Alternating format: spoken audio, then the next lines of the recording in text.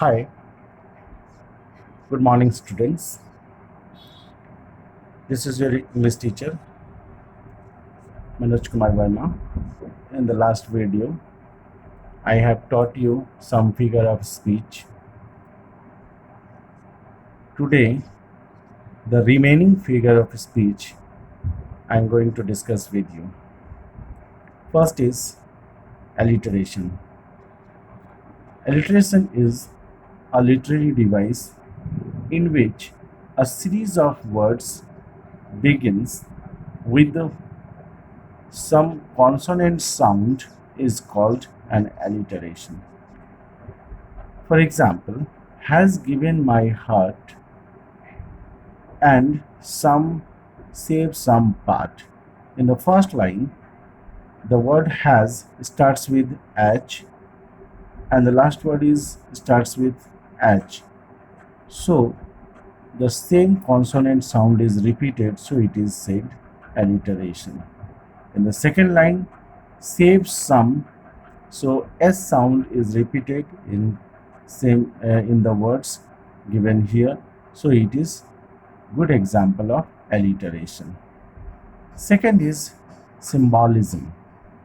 What is symbolism? The use of symbols that signifies ideas and qualities is called symbolism. For example, the fire is symbol of desire, but and ice is symbol of hate. This is very good example of symbolism from fire and ice. Third, oxymoron. Alliteration already been taught. Oxymoron. What is oxymoron? The use of consecutive set of words that have contradictory meaning is called oxymoron. Here example, quiet raise means violent or anger. So quiet is juxtaposed with violent. Okay, so it is oxymoron. Next is fourth, imagery. Imagery, the use of descriptive language by the poet or the author that helps the reader to visualize the picture in one's mind. This is called oxymoron. In this example, VB describes. In this VB describes. This is the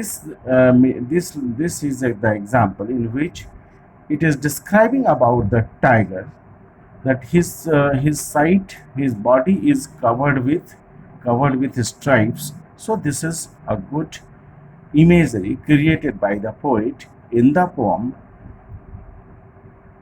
The Tiger in the Zoo. Fifth number is repetition. What's the repetition?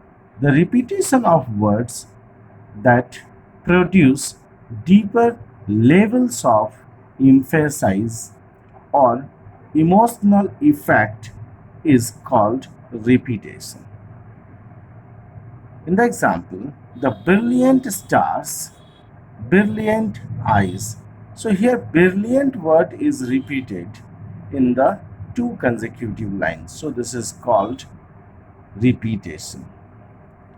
Next literary device is question number 6, assonance. What is assonance? The definition: repetition of same vowel sound in closely occurring words with different consonant sounds is called assonance. So example is bouncing down.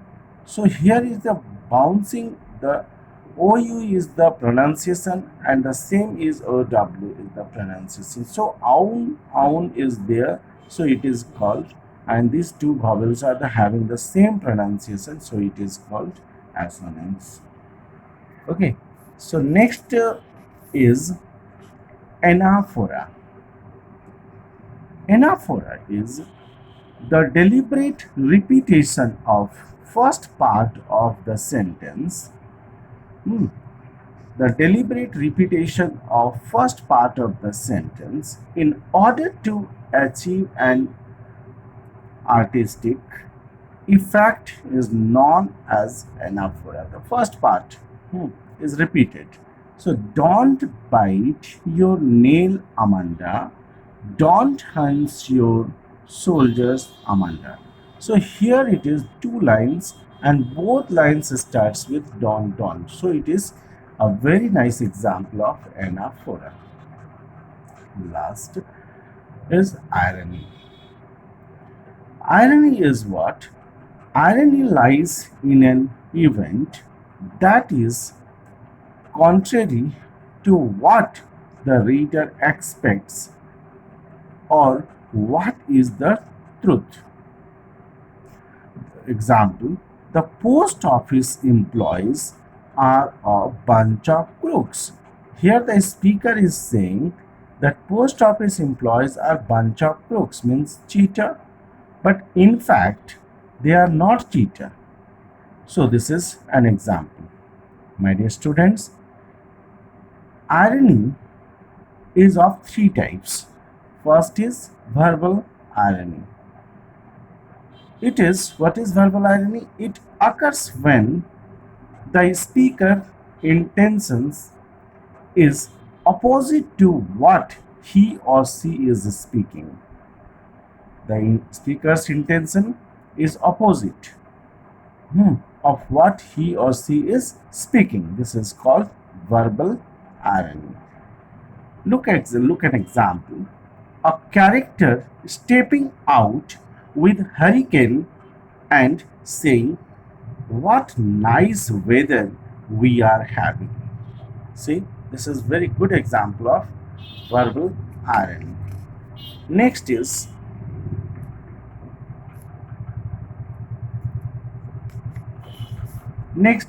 situational irony. Number 2 is situational irony.